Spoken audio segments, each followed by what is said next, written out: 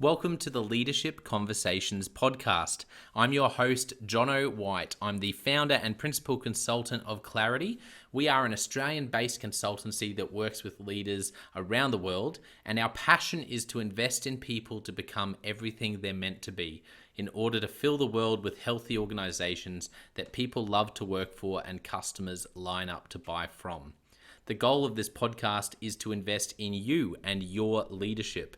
If you're just joining us for the first time, then feel free to check out consultclarity.org. That's our website, consultclarity.org. We have so many free resources on there, the most popular being our 7 Questions on Leadership series. We've had more than 1,500 leaders from around the world in all different sectors give their in-depth answers on leadership, what books they love, what they found most challenging, the most meaningful stories, how they structure their time through the day. That's free, so go and check it out. And we'd love to interview you about your leadership. I believe you have advice from your experience, your context, and your life so far that is important and can help other leaders. It's also a great way to give back. It's free to get involved, and you can do so by going to consultclarity.org/7-questions-interest, or just Google consultclarity.org 7 questions interest and fill out the form that pops up. We have a free resource for you on our website. It's called Leadership Survival Guide. It's a 57-page ebook. It has interviews with 10 world-class leaders, and you can go to consultclarity.org. It's right at the top, and get that today. We also have a daily email that we send out to over 15,000 leaders, and that email contains the highlights, our best content from our podcasts, our blog, my book, the books that we're loving that are out there about leadership. It's also the best way to get access to our masterclasses and workshops before anyone else. And there's also exclusive and limited special options just for subscribers. And you can subscribe by going to consultclarity.org/subscribe. Now, my gift to you is to work incredibly hard to provide the best leadership content I can to invest in you and your leadership. So if you're finding our content helpful, if you find this podcast helpful, then your gift to me could be this. If you do find it helpful, then write a review or rate our content and make sure you subscribe or follow. I can't emphasize enough how helpful that is. It really does help us to get the word out there so we can invest in more leaders to become everything they're meant to be. It also means a lot to me personally when people like you and people in our community share our content on social media. So if you do that, then please do look for me, Jono White, to tag me, and look to tag Clarity on whatever platform you're on. And our team, including me, I'm always looking to see when people have mentioned us so that I can engage with you. And also we look at sharing content. So if you write something about something we've done, there's also a good chance we'll share that with our followers. So if you could do that, that is a massive, massive help as we try to invest in as many leaders as we can around the world. Last of all, you can check out my book about how to deal with difficult people even if you hate conflict. It's called Step Up or Step Out. It's available on Amazon. You can just look up Step Up or Step Out Jono White, or you can go to store.consultclarity.org/book and check it out there. I have coached leader after leader after leader, and in more than 50% of the sessions, this topic comes up. How do I deal with this person? I'm finding it really difficult, and I just want to find a way that doesn't blow up, to just to have a difficult conversation, to lead them better. How do I do that? There's a 3-step process that I outline in this book that I believe can help you. Okay, let's get into today's episode of the Leadership Conversations podcast. Enjoy.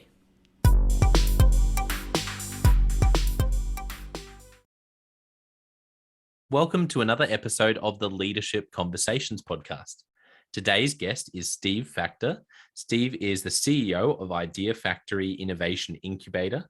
He is the host of the McFuture podcast and former executive at American Express, Citi, and MasterCard. Welcome to the podcast, Steve. Thanks, Jono. Pleasure to be here. Yeah, I've been looking forward to chatting with you. First of all, tell us, some listeners will be really familiar with what you do. Some people, this may be the first time they've had the chance to hear from you. So tell us a bit about what you do. Sure. So the innovation part of the business is really just developing products and services for companies, particularly in financial services, retail, consumer goods, and technology, but specifically more B2B service type technology.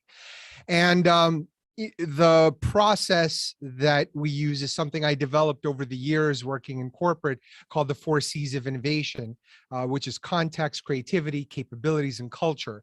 And somewhere along the way, especially during the pandemic and recently because of the Ukraine crisis, I've been doing a lot more futurism work, which sounds fancy and like it involves a crystal ball or something, but it's really just scenario planning and helping companies figure out what the future might look like.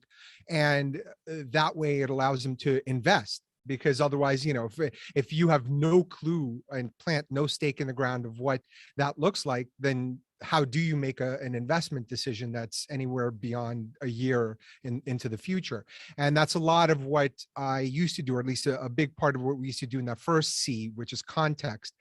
So now it's just become kind of its own practice. And of course, I'm an author, speaker, podcaster, doing a lot of the typical stuff you'd expect for someone who who writes a lot and has way too many ideas and needs a place to put them.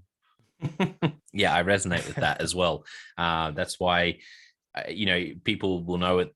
Who listen to the podcast always finish by mentioning the two other podcasts I have where it's just me giving sort of leadership content. So similarly, I don't know, have you come across Patrick Lencioni's Working Genius assessment? It's only come out in the past 18 months or so. Have you ever come across that yet?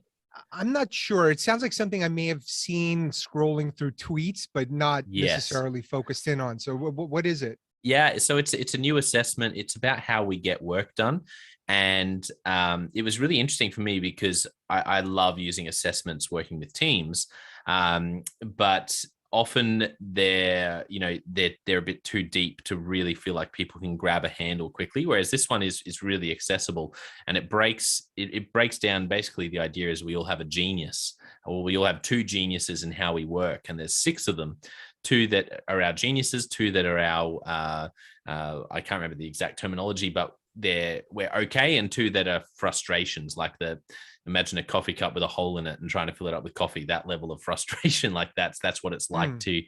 and anyway, I mentioned that because that was one of the first times where I always knew I loved ideas. But the top, if you go sort of the getting work done in a working genius, goes from questioning things right at the top, high level, which is called wonder. So like even wondering and saying, why is it like that? All the way then to invention, and then all the way down to tenacity and actually bringing a project to completion and really, really hitting the finish line.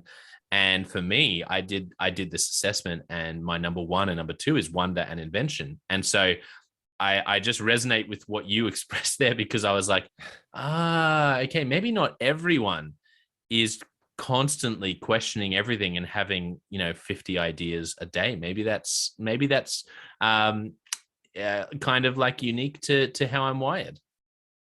Yeah, it's a blessing and a curse because it creates a certain short attention span disorder where, if you don't complete one thing very quickly, then you grow bored because you have a whole line of other things that have come to mind that are more interesting and more novel that you want to, sink your teeth into.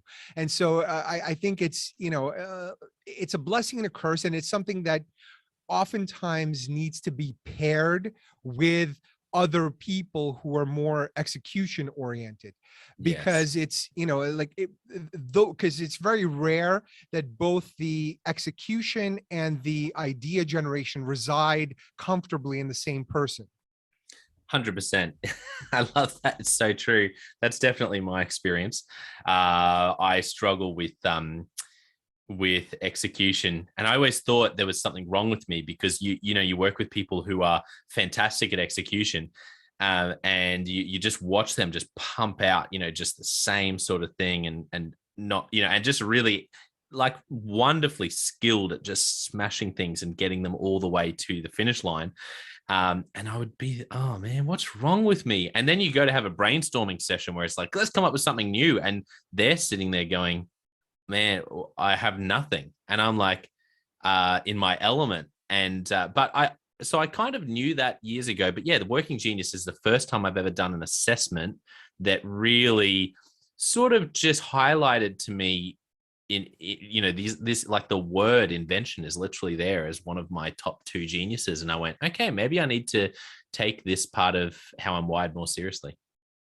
Well, by calling them geniuses, he's going to sell a lot of books because everyone wants to feel like one, or like they are one. Correct. So, it's funny because I never had the heart to call my podcast anything too lofty, because I have sort of a sense of humor about things, which is very hard to do in business, because I think, and not just business, any profession, whether it's activism or politics or whatever, there's a seriousness and a self-seriousness that comes along with it, because people who are pursuing that are oftentimes, or the ones who are successful, are making sacrifices along the way, and they need to justify and validate those sacrifices. And if you find the humor in any of that, that's a gut punch to someone who maybe spent a weekend making a deal in China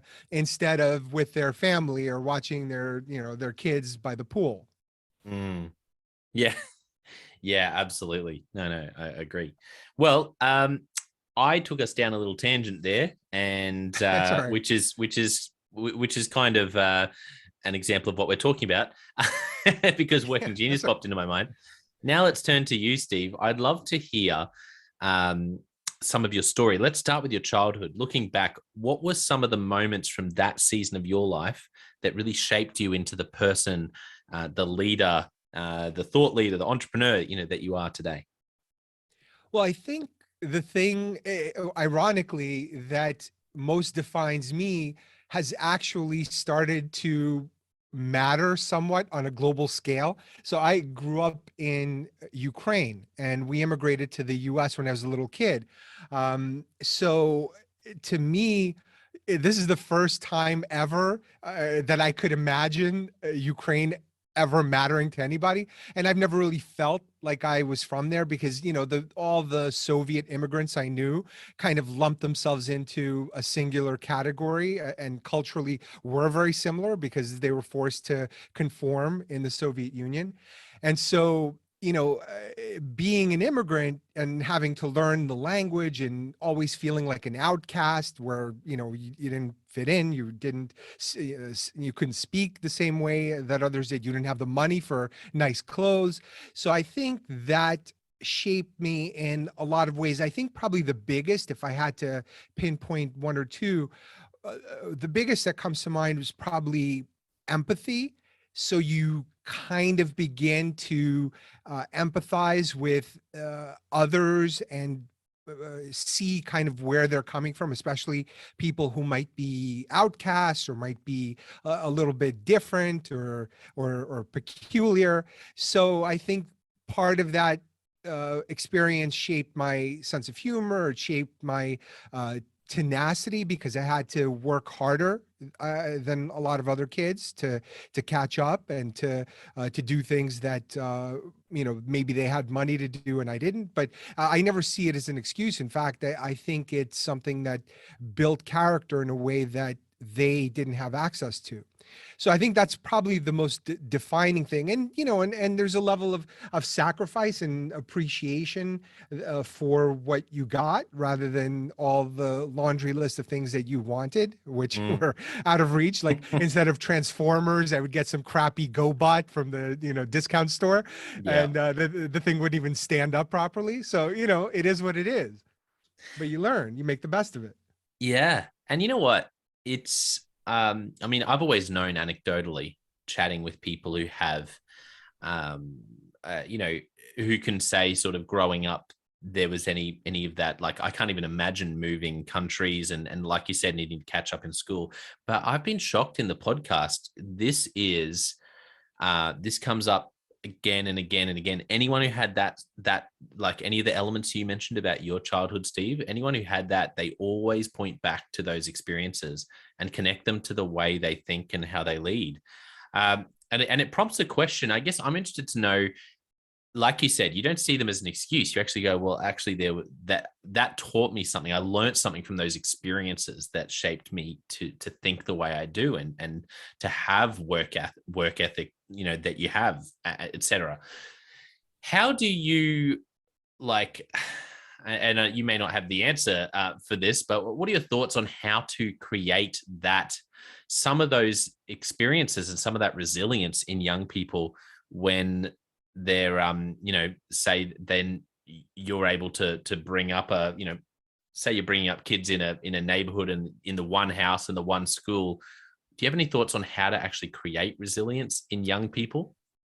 Yeah, it's pretty monumental a task, but in essence, I think you have to build a simulator, where you have to simulate all the things and all the um, kind of, dangers that we've lost. In other words, you have to, so there's a big, I think there's a documentary about this on, I think it's either Netflix. I'm going to say it's Netflix, but it's around the concept of free range kids and how in Japan, they just let kids walk home. They're somewhat supervised, like someone monitors from a distance, but they're essentially on their own from like age 5 or 6. And they are allowed to roam free, which is kind of how kids grew up here for the longest time. They don't anymore. And so, we've got helicopter parenting.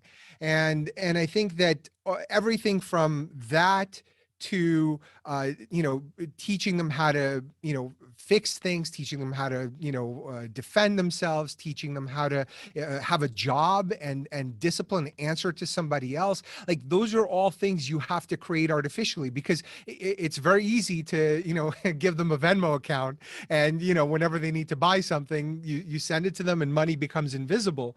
But if they earn it themselves, that becomes a something they value so much more. But it's a lot of effort, and I think now with both parents working, it's really hard to build and maintain that simulator. And likewise, you have to do that at work because sometimes the parents didn't do their job. So now you're in parent mode with some of the younger staff. 100%. Yeah, and it's something that once again, talking about Patrick Lencioni, he makes a really interesting point in a book called The Ideal Team Player, where he basically says of the key traits to be great on a team, which he talks about humility, uh, emotional intelligence, effectively, and this idea of hunger or work ethic. He says this hunger or work ethic is the hardest, even more difficult in his opinion than humility, to actually grow in. So if someone hasn't had that instilled in them from a young age, which is just one of the things you're sort of talking about there, then just from his experience working with all different leaders and teams, that is the hardest one to cultivate for someone who hasn't been brought up with it. Yeah, and well, the other one you mentioned is pretty hard too, emotional intelligence. I'm Mm, not convinced that can be taught any more than I'm convinced that creativity can be taught. I think some things can be systematized to an extent, but I don't think you can quite teach that sort of differential creativity where someone else sees it or looks at it or hears it or whatever your medium is and goes, how did you get that? And the other person goes, I have no idea. It's almost like a channeling more so than something that arises from a process. yeah. So I think emotional intelligence also falls into that category. But the more I think about it, the more I think the shortcut to that, maybe it's not a shortcut, but I think accountability is a path to emotional intelligence.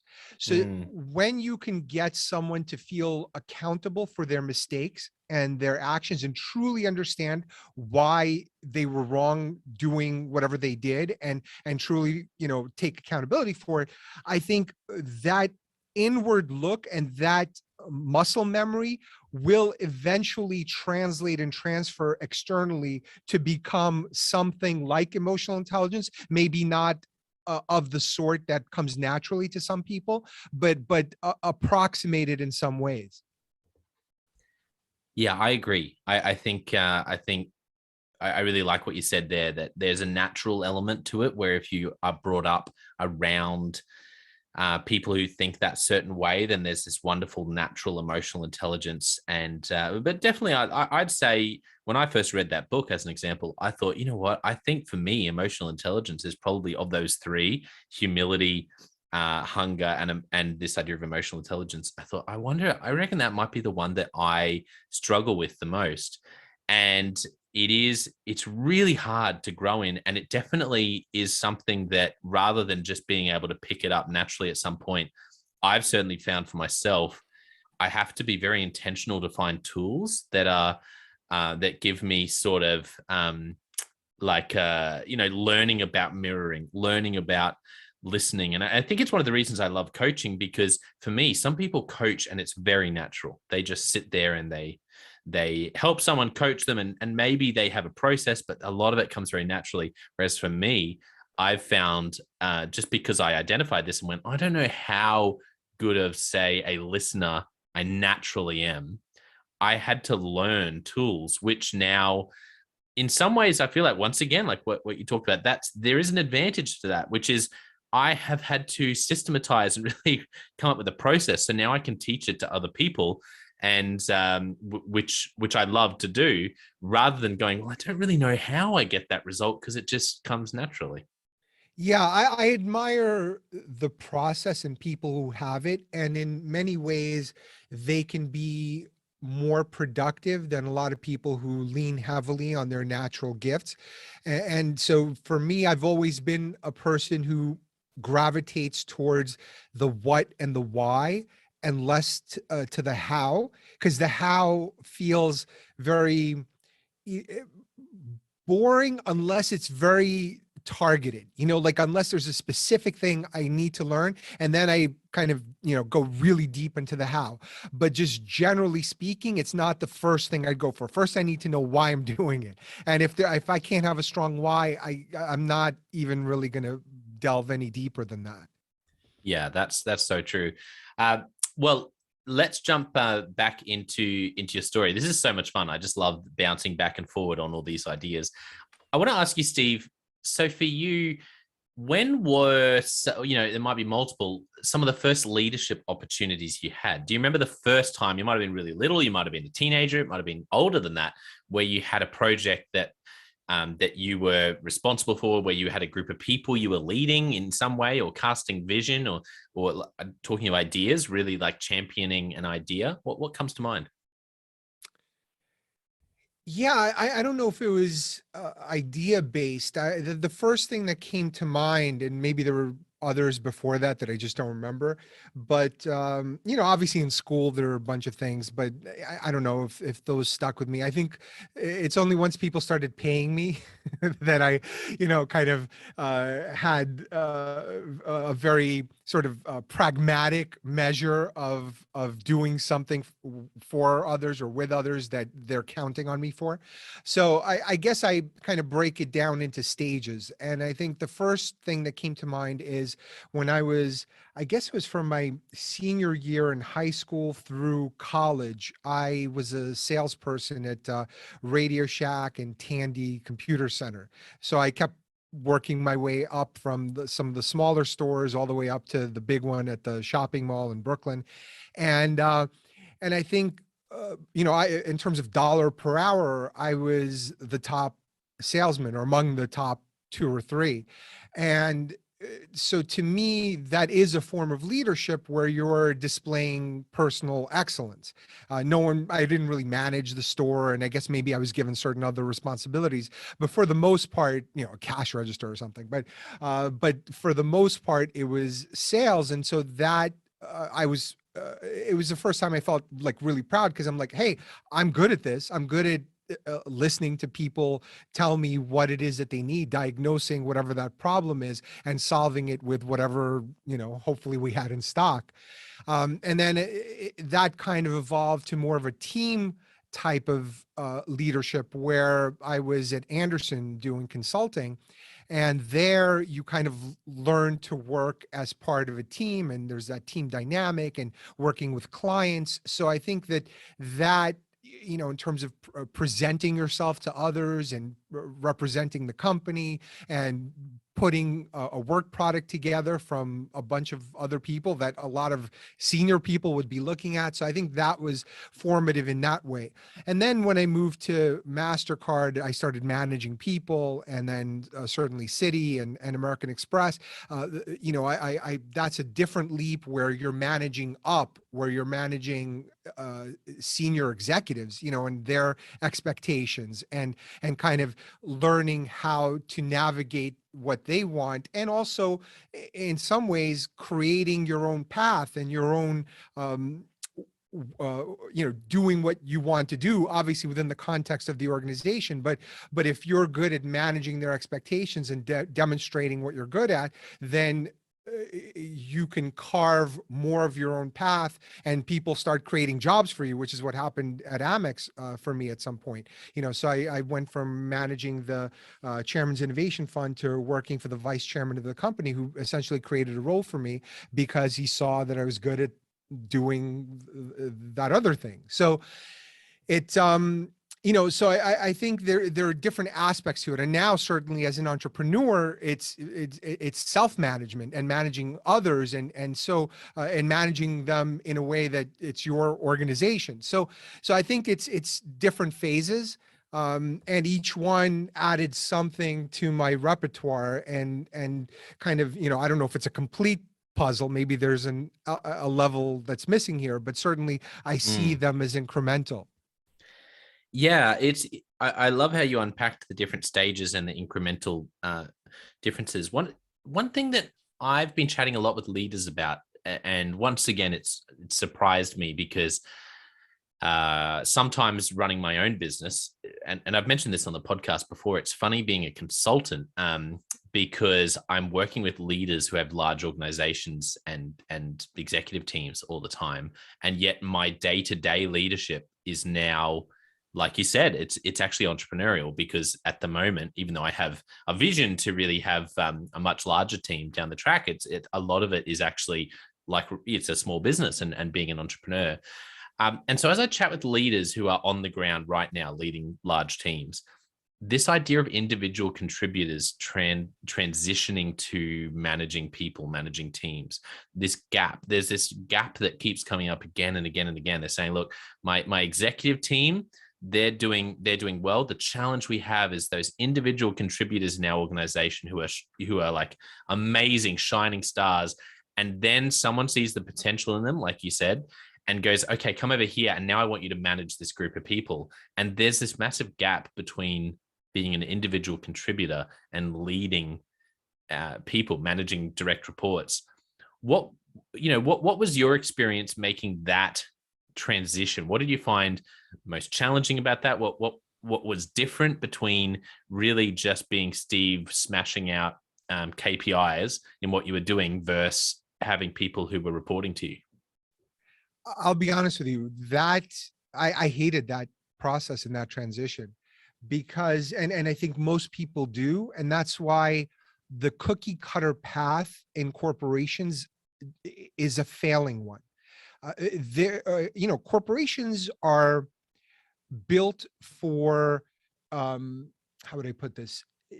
They're machines. They're built for running machine, and the people in them, have to fulfill certain functions that are typically matrixed within the organization. So you have sort of vertical responsibilities, and you have sort of horizontal tasks and responsibilities. And it's very hard to get someone who is excellent at one thing. In my case, it was innovation, coming up with solutions to problems, and force 40% and eventually 60% of what I do to be day-to-day managerial work. because then both the organization and I are suboptimizing, because they're getting less of what I'm great at and more of what I'm good at, maybe pretty good, but not differentially better than others. And diminishing the thing that I am differentially better than most people at the organization. And because of their inflexibility and because of how these org structures are designed, it is extremely difficult for both sides to optimize without forcing people into what ultimately become the wrong roles. And if people aren't natural managers, if they have the desire to learn, great, then they can move into it. But there are certain types and certain roles that once you force that mold onto them, people will reject it, just like they reject the limb from a foreign entity. Yeah, I like that analogy actually, because it's it's a great tension, because if you want to scale a large organization, so much of it is systems. And then if you want to grow the way you invest in people, so much of it can't be cookie cutter. And it's like these two things live in tension of each other. And I think, organizations make the mistake of going, okay, well, we'll do our people, everything we do with people, do it like this. And then you end up with someone who would have been astronomically successful. I see this all the time. It's like, if you just released them to be part of, to do something new, or to be part of this other branch, if you'd seen that, they would have, not only would they have been successful, but they probably would have stayed. But they're not successful, and they're certainly capped, and they leave because, particularly, great people, they're going to go, I'm not going to be stuck in this place. So you end up losing great people. It's a really dangerous, and I feel like you lose so much potential in any organization if you treat people with that cookie cutter approach. Yeah, I wouldn't necessarily call it a mistake, in the sense that it is just a byproduct of scale. So it's not something that they even willingly do, because no one is truly, middle management is not empowered to change the fundamentals of an organization. It's sort of like, do you ever go into a restaurant and you can tell it's kind of like sometimes an immigrant worker or someone who definitely doesn't feel empowered within that restaurant, and you ask them for customization of your order. You ask, oh, can you replace this with that or this with that? And you can see their brains frying, because they're not empowered to make those decisions, or certainly don't feel like they are. And so I think that a more fancy version of that exists in large organizations, where most will just go with the flow. And if the flow takes them to, a certain type of org chart with certain types of responsibilities, that's what they're going to hire for. And they're going to look at another resume and go, okay, this person did just these things in their previous job. That's the person I'm going to bring in. And so it becomes almost like a self-fulfilling prophecy of just perpetuating that same mold. And very few people see that problem, or very few leaders at executive levels can delve deeply into the organization to find those people and optimize them for maximum value to the organization. It's very rare. It happens, but it's rare. Do you think there is a way to scale?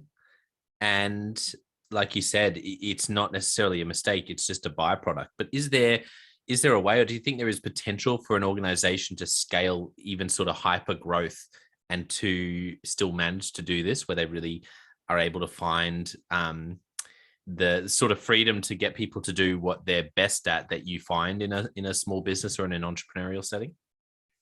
It's possible.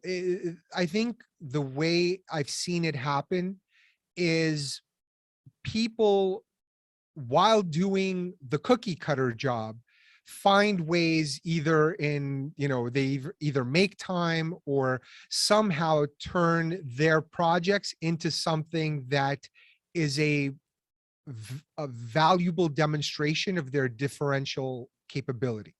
And so that gives them a certain reputation and a certain leeway to do more of that.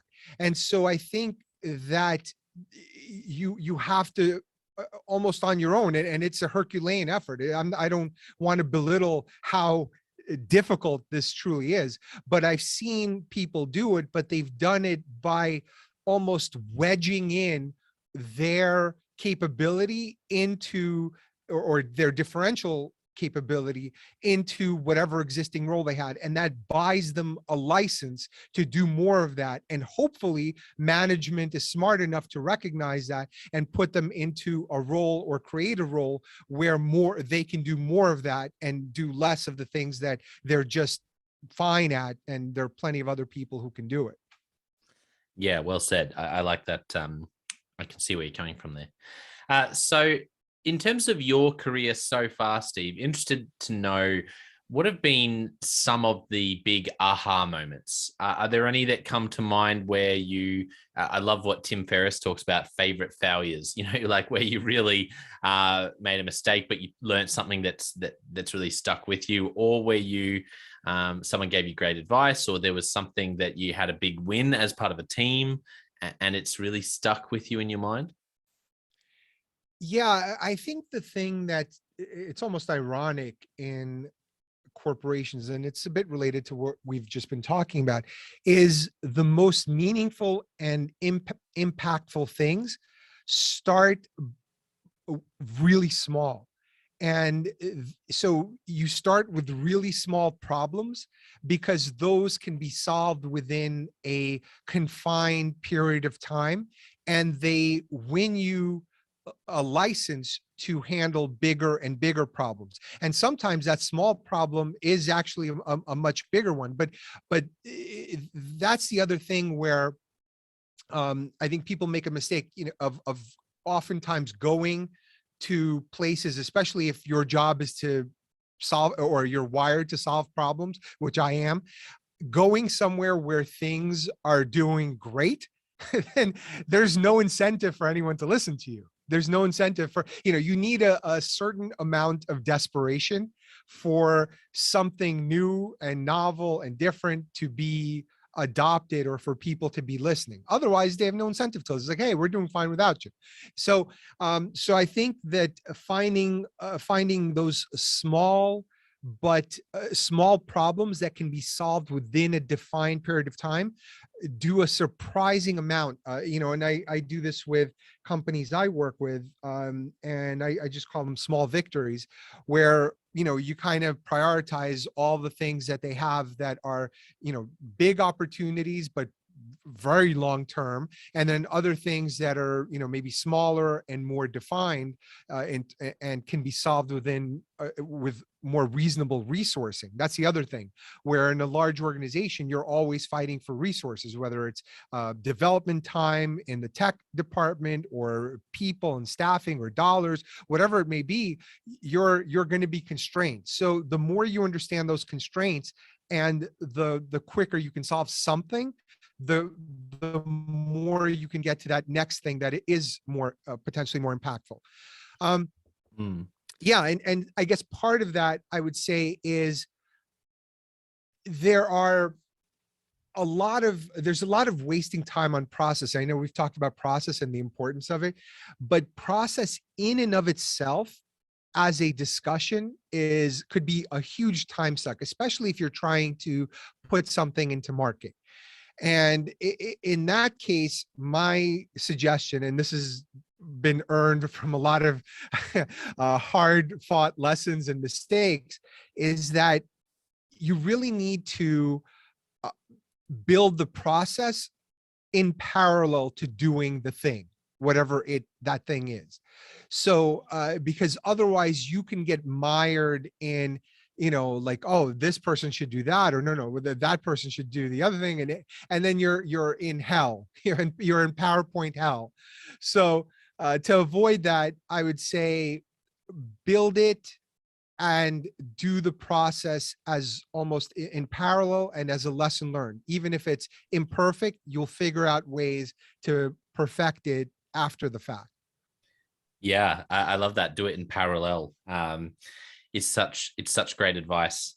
Um, let's jump into Leadership Express. I've got a few questions I'd love to ask you, and I'm really interested in your answers. Are you ready?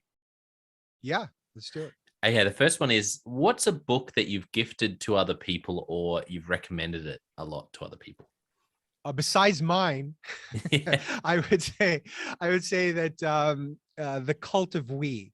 I'm fascinated, and I've done a few podcast episodes on this, on emerging belief systems and to the degree to which they drive our behavior. So while overall religiosity has been decreasing, we're channeling that into other things that are very religion like Bitcoin, like yoga, like meditation, like veganism, like activism, like politics. So there are things that are essentially serving uh, a similar purpose, and they are but essentially are belief systems of their own. And so cult of we, which is about we work, and it's really the story of the cult of personality of the CEO, Adam Newman.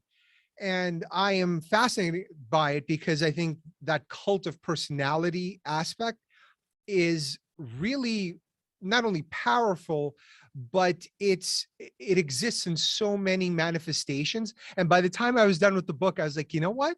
He deserves his money. He deserves the billions he effectively stole, because you would have to be insane to believe some of the nonsense. I mean, he basically positioned the real estate repackager as a tech company and got tech valuations from really smart investors. So it's not like he bilked a bunch of poor saps who didn't have a pot to piss in. He bilked professional investors. And by the time I was done, I was like, you know what?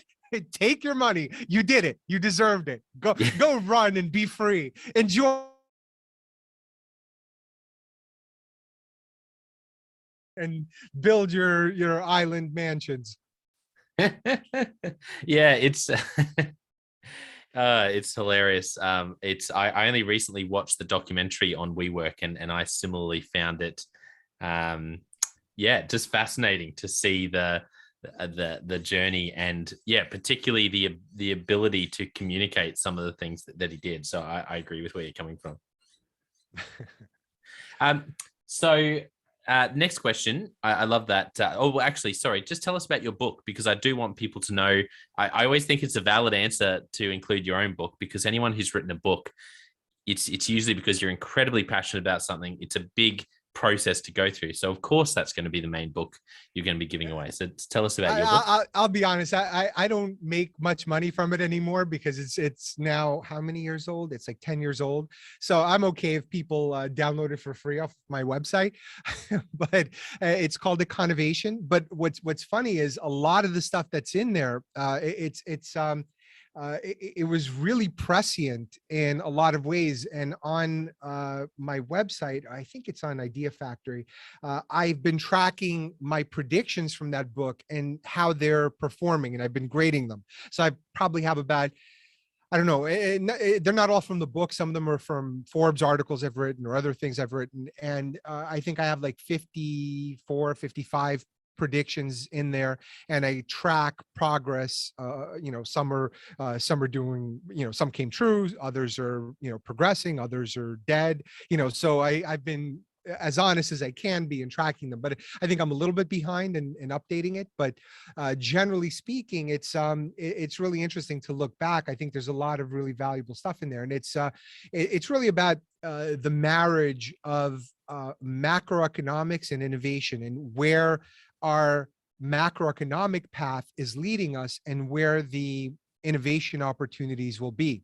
And so I successfully identified quite a few of the ones, like remote healthcare, which no one was talking about in, 20, I wrote it, I guess, early 2011, or maybe, yeah, I think early 2011. Wow. So yeah, it's really interesting. And certainly when the pandemic hit, some of those predictions were especially prescient. And so I didn't feel like I needed to update it. I think just looking at the trend, people were like, oh, I get it. It made sense. Absolutely. Last question for you, Steve. This has been so much fun. What is, if you could only give one piece of leadership advice to a young leader, what would you say?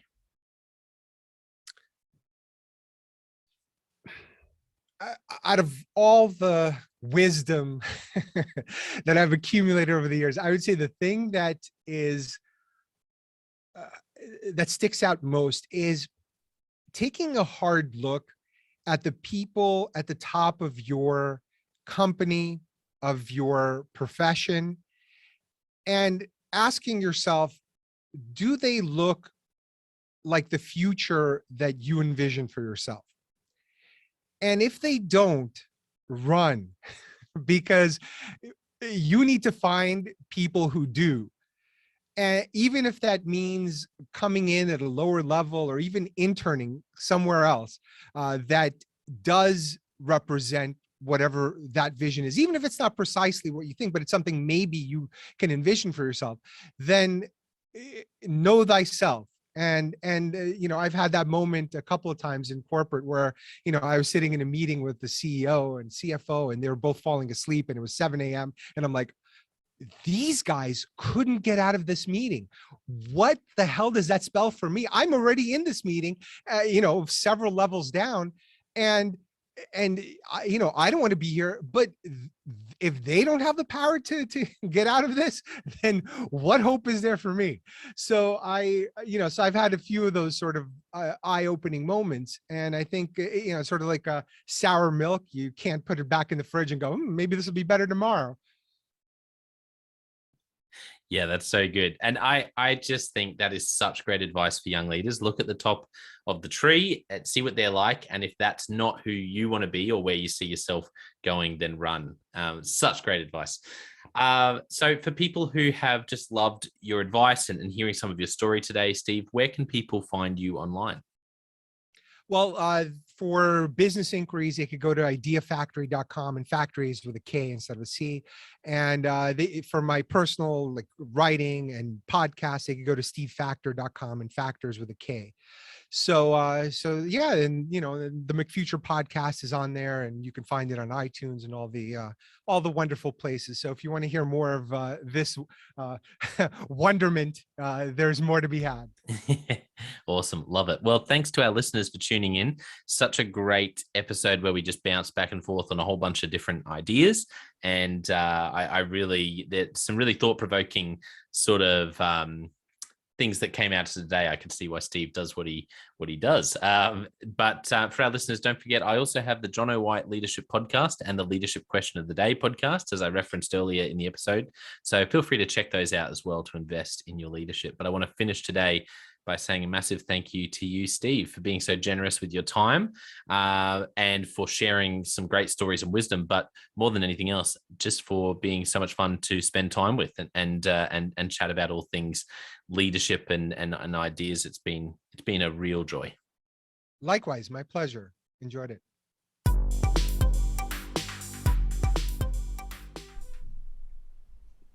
Well, I hope you enjoyed that episode of the Leadership Conversations podcast as much as I did.